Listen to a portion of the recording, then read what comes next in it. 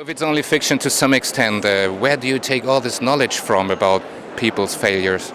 Well, I suppose that it's partly my perspective on life and my understanding of the struggles that people face, and particularly in an office environment and their lives that are much more complex beyond that. But I would also say that I don't see the book as a negative one. I don't see the book as depressing at all, even if it has negative elements. But for me, that's just part of life, that there are complexities and difficulties and sadnesses as well.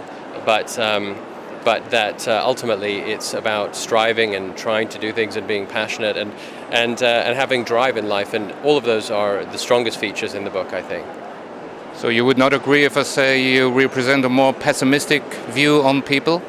No, I don't think so. I think that I consider that I have a fairly complicated view of people. I think that if I were to class it either as optimistic or pessimistic, it would be too simplistic, and it would be unfair to people in general, because they're far too various to categorize in simply two ways.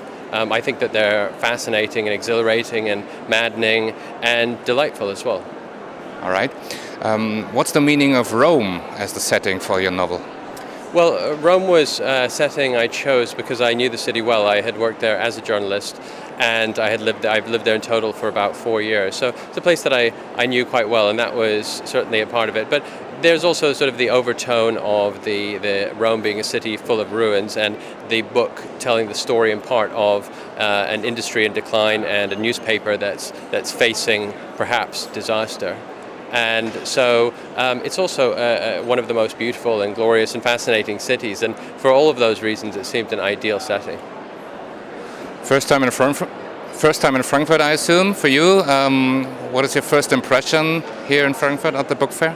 Well, it's extraordinary. I mean, it's so vast, and I mean, this hall on its own already seems like it should be 3 fairs, but I think, from what I'm told, that there are many more halls beyond this. So it's the most extraordinary sort of industry tribute to books that you can imagine. And even though it is primarily about sales, it's also encouraging and exciting to see so many books around, and something that I think all of us are passionate about.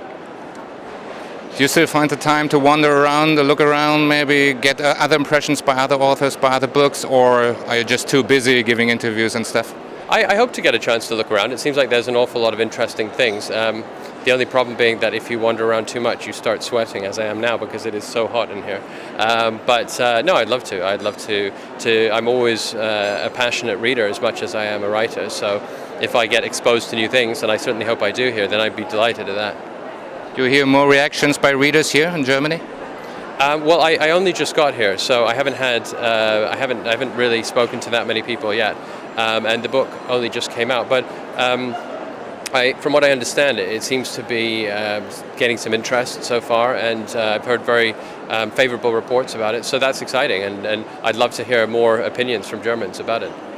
As I heard, you're busy already with a new book, with a new novel. What is the basic idea? What's the story or the message you're desperate to tell?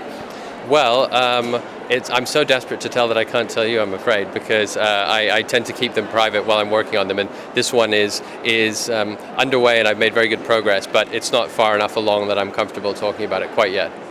Okay, thank you for the interview. Thank you.